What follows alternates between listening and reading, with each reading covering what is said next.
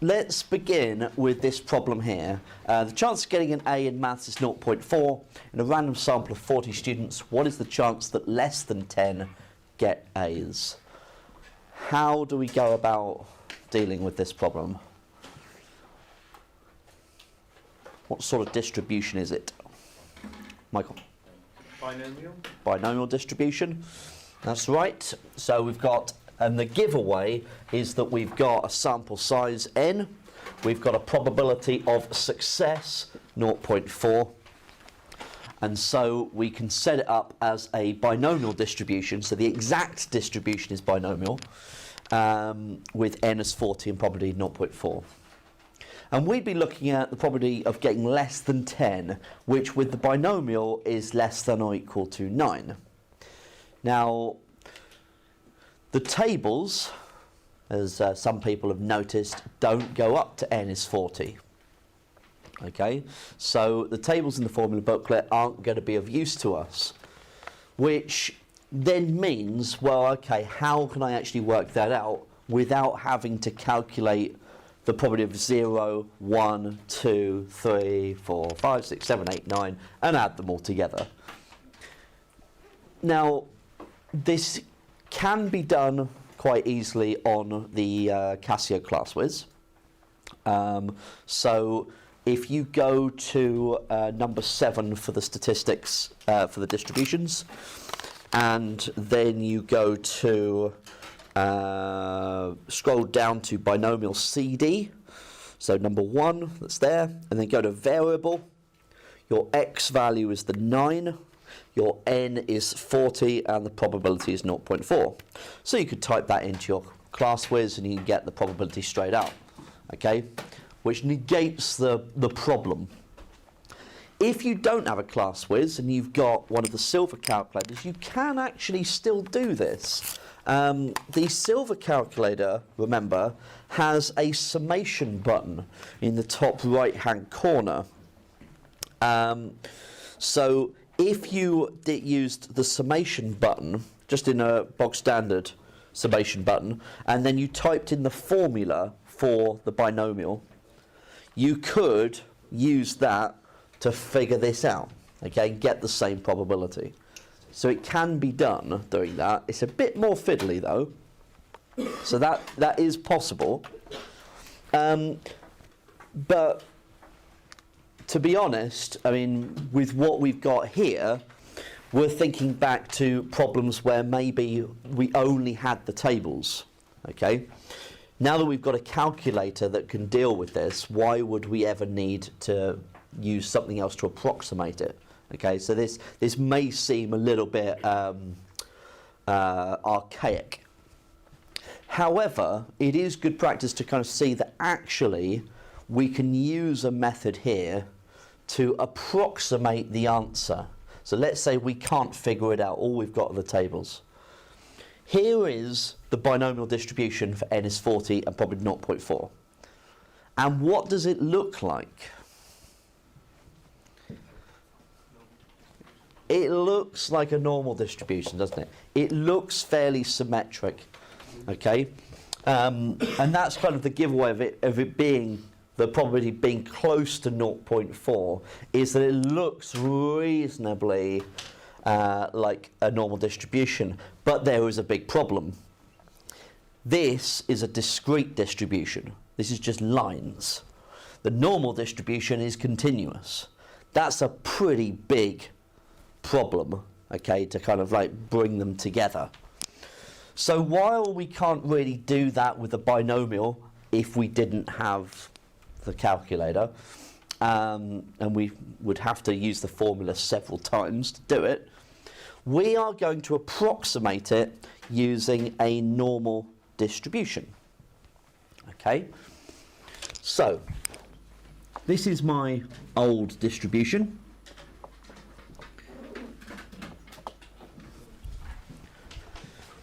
And let's see how we can approximate it.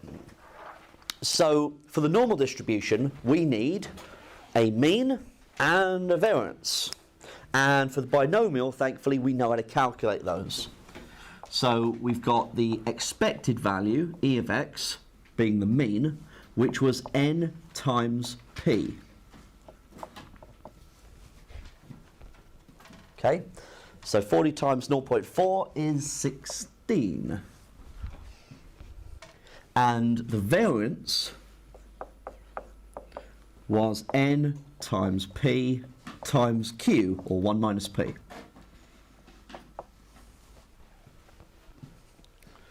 So that is 9.6, I believe. So what we've got now is the mean and variance, and we could use those values to approximate this one to a normal distribution with mean 16 and variance 9.6. Okay, now that doesn't seem too unreasonable, because if we go back to the shape of the graph, if the mean was 16, 11, 12, 13, 14, 15, 16, so there, right? So that's your mean, which seems to be about midway in the graph, and the variance is just telling you how spread out the data is. So really, those two values should correspond to an approximating normal distribution. So once we've got there, we then need to think about, well, the original problem, so I'll keep on flicking back, the original problem was to get the probability of x being less than 10. That was the original problem. Okay, but we hit the snag of thinking, well, the original distribution is discrete.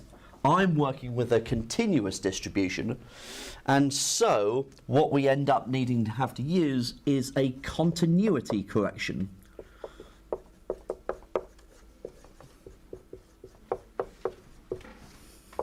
Okay. The continuity correction allows you to think of the discrete distribution as a continuous one. So how do we go about that? Well, if I just kind of draw out a part of this for you. So let's imagine there's 8, there's 9, there's 10, for example, okay, on our axis. And this has got bars attributed to it, or sticks, okay? So that's what it would look like for binomial. What I want you to imagine is that each of these sticks are now bars of a histogram. So I'm going to draw in each of these as a bar.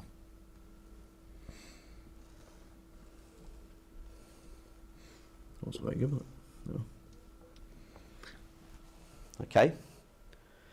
So that each of these, because these are going in up in ones, so this would be 8.5, that'd be 9.5, that'd be 7.5, that'd be 10.5. So that if I'm looking at less than 10, so less than that bar, I'm looking at all of that, and all of that, and then all of the preceding bars all the way down the line.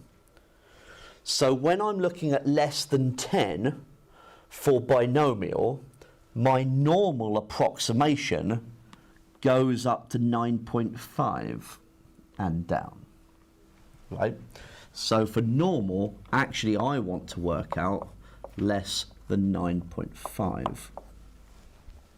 So you've got to visualize the original discrete distribution and then think of it as like a histogram.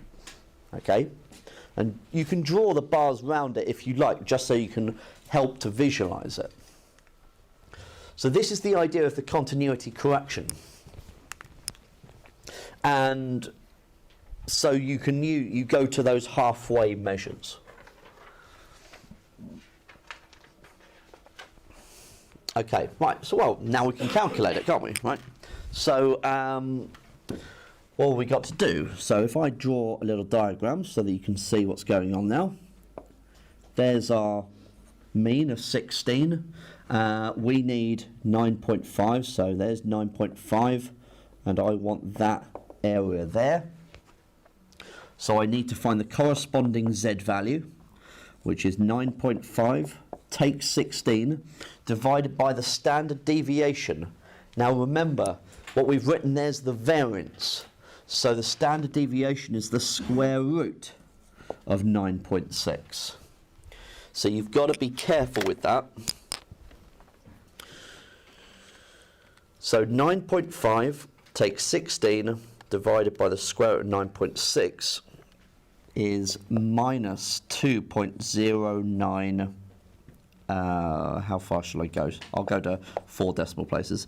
2.0979 to 4 dp. Okay, so that's the Z value. So I'm looking at the probability of Z being less than that figure there.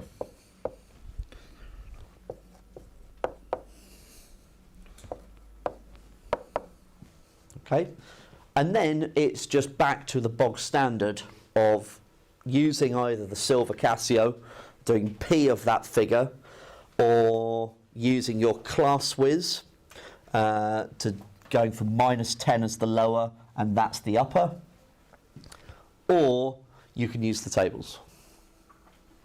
Okay, now remember you can't look up negative values in the table, so you've got to look up the positive value and then subtract it from 1.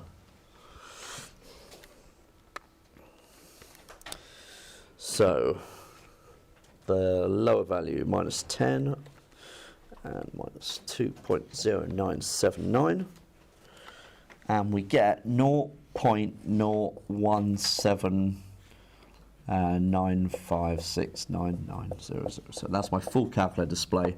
So the 3 sig fig would be 0.0180. Okay. Now, just for checking purposes for the binomial, just to check whether it would have been close to it or not, using the binom CD, n is, oh sorry, not n, x is 9, n is 40, probably 0.4. The actual one is 0.0155726, etc. Okay.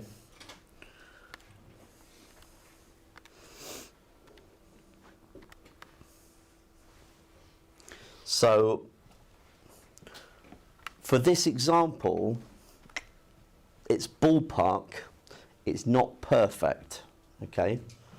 And there are conditions that would make it better. The more symmetric the binomial distribution, the better it would have been.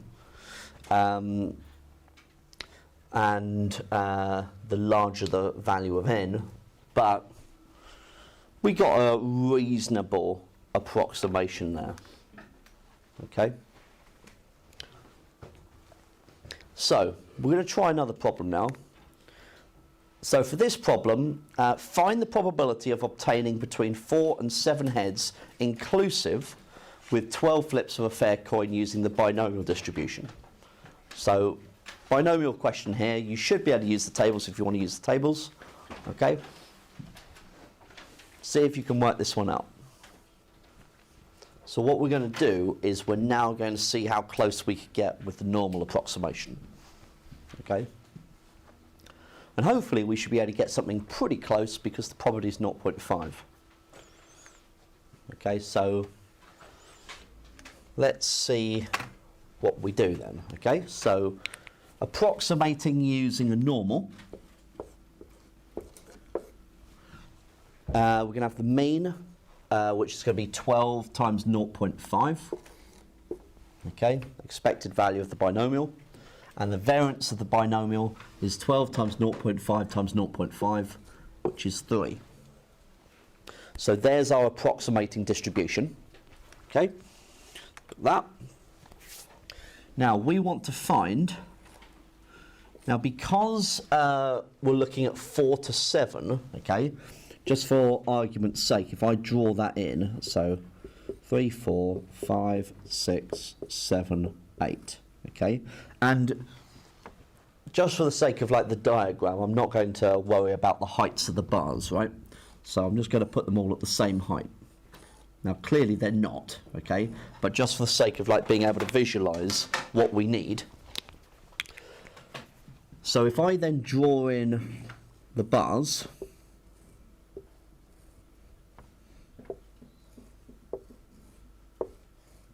okay, and I want 4 to 7 inclusive. There's 4, 5, 6, 7. Then it's clear I've got to go to 3.5 and to 7.5, okay, in order to get the continuity correction. So I want between 3.5 and 7.5.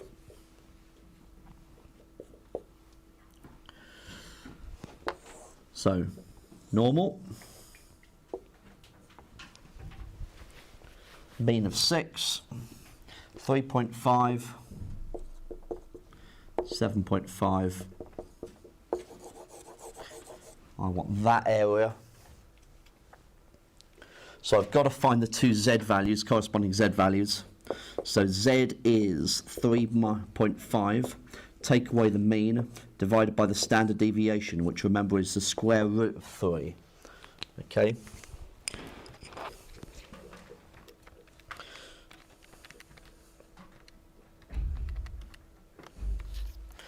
So you could write that in decimal form if you wanted to. Depends how easy it is to write it down.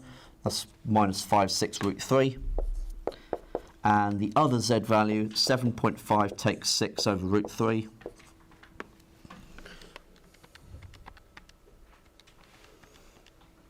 Oh.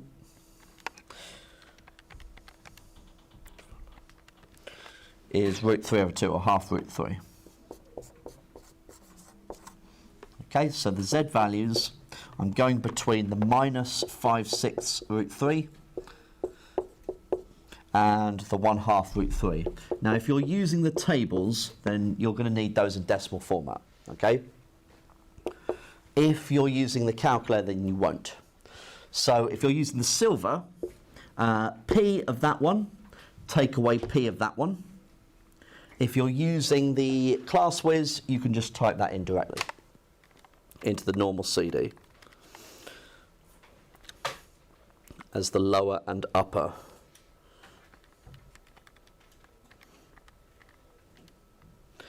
And we should get 0.732304548, etc., which is 0.732 to 3 sig fig. Okay, so this one we got 0.733 to 3 sig fig. This one was 0.732. So you can see that actually that's a pretty good approximation. Okay, and it worked well and better in this case because the distribution was more symmetric. Okay, so that was really the giveaway there. Well, that's too bad, don't it? Okay, so, lost a pen. So that continuity correction is really the bit where people often fall down. Okay, mixing that up because it can be very easy to make a mistake. So you've got to visualize each of these, as I said, as a bar chart. Okay, so less than 9, you want less than or equal to 8. So that includes the 8 bar, so that's 8.5 and down. Greater than 9, that's the same as 10 or more. So the 10 is a bar, 9.5 and above. So less than or equal to 9 would be less than 9.5 for normal. So these are the binomials, these are the normals. Okay, greater than or equal to 9, so the 9 bar. So if you're including it, you're going from the 8.5 and up. If you've got a double-barreled one, for binomial, then you've got to really think about what it's going to be like for the normal. So if you want greater than 8, so greater than 8, so you want 9 or above, so that's the 8.5 or above. Less than or equal to 9, so there's 9, 9.5 and down. You can also find exact probabilities. So for the binomial, you might be asked to find probability of x being equal to 3 or something like that. You can do that using normal, because if you just think of it as a bar, right, the x equals 3 bar, then you're going from 2.5 to 3.5. Okay? So you can just think of individual bits as well. So what I want to do is I want to test whether you can do this, okay, whether you can visualize the bars and figure out the correct normal probability to find. So could you grab a mini whiteboard for me, please, and we will test this out. Okay, so I'm going to give you the binomial question. You need to tell me the normal version of it. So this is probability of x being less than 4. So what would it be for normal with the continuity correction?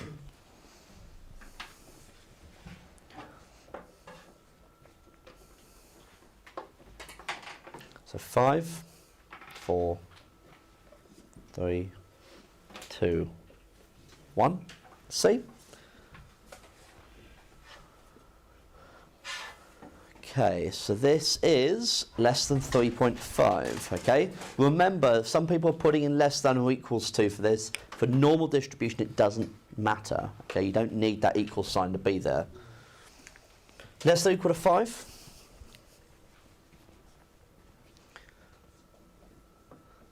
Five, 4, 3, 2, 1. We've got a couple of 4.5s out there. It's 5.5 less than. So think of the bar for 5, okay? There's 5. So you want less than or equal to it, so it's from 5.5 down, okay? Greater than or equal to 7?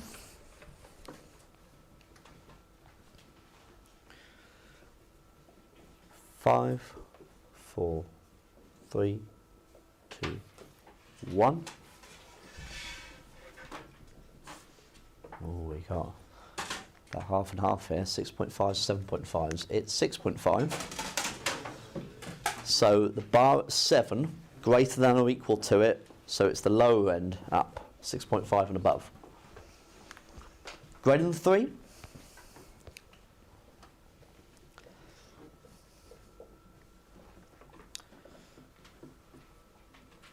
Five, 4, 3, 2, 1. Yeah, I think everyone got this one. This is greater than 3.5. A couple of people were unsure on that one.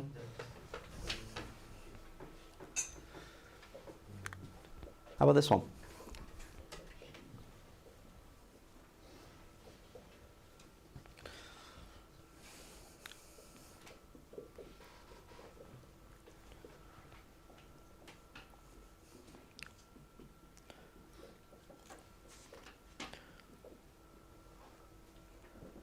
Okay, 5, 4, 3, 2, 1.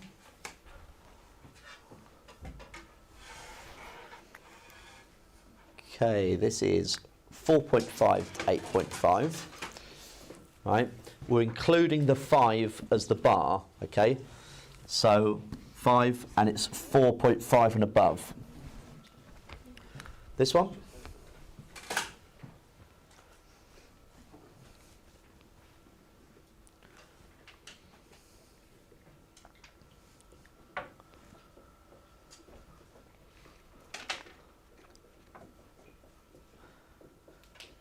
Okay, 5, 4, 3, 2, 1.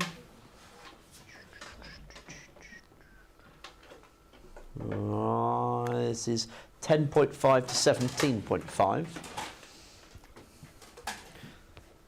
So 10 to 18, we're not including either of the 10 or the 18. Okay, so it's going down a bit to those two bars. How about this one?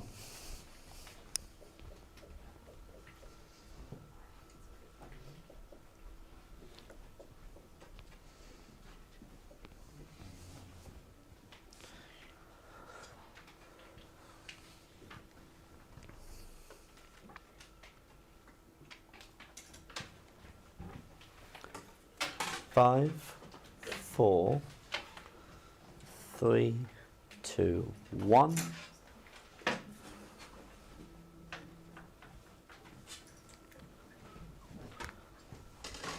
And 9.5 to 199.5. How about this one?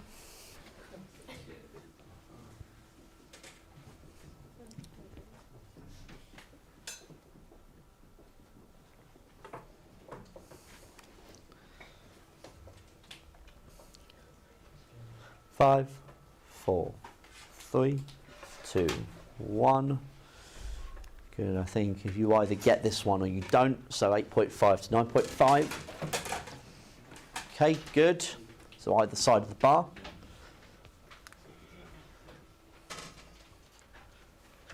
Now really think about this one.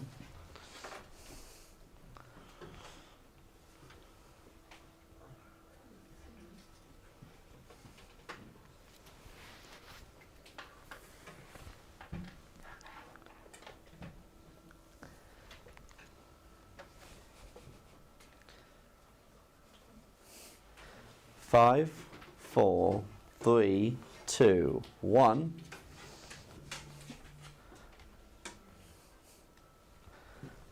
It is 1. All right, you wouldn't even need to do this one, would you? Okay, because greater equal to 0 for a binomial or any kind of discrete distribution where it's going up from 0 will be 1. How about this one? Last one.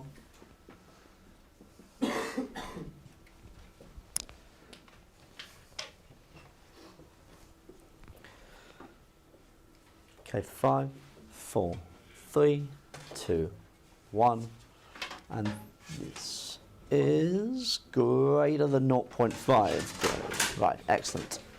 Okay, so hopefully you're identifying that continuity correction can be fiddly, so you've got to keep your wits about you. If you want to draw a diagram, then please do. So, the binomial distribution, this is really what you need to make sure you know, so you can reiterate it should you be asked in the exam. That the normal distribution can approximate the binomial when n is large, so although we saw, I mean, these aren't strict conditions, okay, because we saw even with this one, this example over here, that we got a very good approximation, but n certainly wasn't large, okay. But the p was 0.5, okay. So the larger n is, and the closer p is to 0.5, the better your normal approximation is going to be. Okay, because the subsequent thing with that is that your discrete bars will effectively smooth out. Okay, that is the situation that we have. Okay, so we can approximate our binomial problems using a normal distribution. So, very quickly, could you write down what the approximate normal distribution would be in each of these three cases? Okay. So these are the three you should get. Okay, so we're all right with those? Okay. So we've kind of scaffolded it now, okay, so we've got the situation where we've got, if given a binomial distribution, I know the conditions that would allow me to perform a normal distribution approximation. I know how to get to a normal approximating distribution from the binomial, and I now know how to deal with the continuity correction. So now we should be able to go straight into a problem that involves it all from scratch, okay? So this is the problem that you're going to have. It is known that in a sack of mixed grass seeds, 35% are ryegrass. Use the normal approximation to the binomial distribution to find the probability that in a sample of 400 seeds, there are boop, boop, boop, okay? So see if you can set up the normal distribution and answer those 3 questions. Okay, so this type of problem can run into errors, okay, very easily if we're not careful. So we've got to keep our wits about us. The continuity correction is a couple of people kind of like shouting out about that being the issue. You've got to be careful then. So I would make sure that if you draw like a little diagram to go alongside, then you will be less likely to make that error. Okay, so how about Poisson then? Because if we've done binomial, then there's no reason why we shouldn't be able to do this for Poisson, should we? Well, that would be the idea anyway. Now for Poisson, we're used to Poisson, we've got Poisson distribution, we've got parameter lambda. And if we go along the same lines of finding the mean and variance, well, what was the mean and variance of a Poisson distribution? It was just lambda, wasn't it? Right, so that's nice and easy. So E of x was lambda, and var of x was lambda. Okay. So, can you also remember that when we first introduced the Poisson distribution, I showed you what it looked like? So that for small lambda, okay, if you were to draw it, it would look something like this.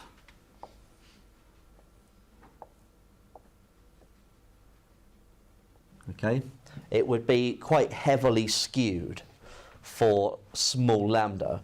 But as lambda increased, what happened was that the distribution started kind of, it will get smaller, okay, because remember all those bars have still got to add up to 1, but the larger the lambda got, it pushed its way along the x-axis and started to become more and more symmetric, which then infers that, well, why can't we do something like that, okay? So as long as your lambda is large enough, okay, you're going to be able to approximate the Poisson with a normal distribution with the mean as lambda and the variance as lambda, okay? So what we're going to do is we're going to dive straight into a Poisson distribution question and see if we can then approximate it using a normal, just like we did with binomial. A radioactive disintegration gives counts that follow a Poisson distribution with mean count per second of 25. Find the probability that in 1 second the count is between 23 and 27 inclusive using the Poisson distribution. So this is a Poisson question. Have a go, okay? See if you can tackle this one. We should be able to get to that stage, right? Where do we then get into problems? Or the tables, right? What do the tables go up to? 10, is it 10 point something? 10.9, right? So, the tables can't help us, okay? Remember, your Casio calculator, regardless, if it's a silver one, you could do a summation here, okay? You could do a summation with the formula for Poisson. The class whiz can make short work of this, right? If you didn't have either of those two situations, right, and you didn't have that summation button, and we go back to the calculator that I was using when I, about 10 years ago, say, right, I would have had to have done it piece by piece. And so I would have had to have worked out each of these, okay, substituting into the formula 5 times in order to get my answer, okay? And you can get this straight on a calculator now as 0.383 to 3 decimal places, or 3 sig fig.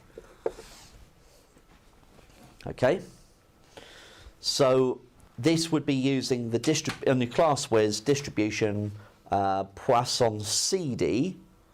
You'd have to do 27, get an answer, and then take away 22. Okay. So, how do we do it with a normal then? Let's see if we can approximate it using a normal. So if this is going to be an approximation using a normal distribution, then the lambda, remember, is 25, so the mean is 25, and the variance is 25. Okay? This is what we need to find for the Poisson, and because Poisson is a discrete distribution, we have to employ the continuity correction. So 23 to 27 for normal would be 22.5 up to 27.5. Okay, so could you work out the probability for that with a normal? So with this one, we got precisely the same answer to 3 sig fig, right? That's pretty damn good, okay? So the approximation worked well in this case. So what we want to do now is, because I mean, we don't really need to see another example of that, it's very kind of similar each time. Really what we want to do is to bring all those ideas together. So remember, we've already looked at binomial to Poisson, okay? So now this brings up a whole kind of trilogy of methods here, right? So we looked at, first thing today, from binomial to normal. We realised that n had to be large, okay? Well, n didn't actually have to be large. It really depended on the probability that you had for the distribution. The closer to 0.5 it is, the better. But in order to counteract, if the probability isn't close to 0.5, it's a little bit further away, to counteract that, you can have n as large. Okay? If you've got both, even better. For Poisson to normal that we've just seen, okay, lambda had to be large, I said, right? And the idea is that lambda should be greater than or equal to 10 to give yourself a good approximation, okay? And we saw here with lambda being 25, we got very close to the mark. For binomial to Poisson, if you remember, in order to do that, n had to be large and p was small, okay? So that np was less than or equal to 10. And that is your picture for approximating distributions. Okay? So you now have the ability to go through those problems in the exam that ask for a suitable approximating distribution. What you've got to be careful about is interpreting the question as to whether they are asking you to approximate using a normal, or is it a Poisson, right? If you started off with Poisson, then the approximating distribution will have to be normal, okay? If you start off with a binomial, okay, you need to make sure you read the question carefully as to whether we're going into a Poisson distribution or to a normal, and it really depends on the information given, okay? So we're going to go through, well, we're going to have a go at a couple of exam questions now so that you can see what this is going to be like.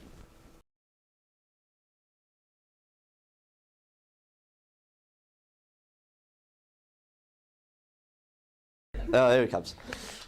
There you are. The good news is that I would have cut those all out. That's right.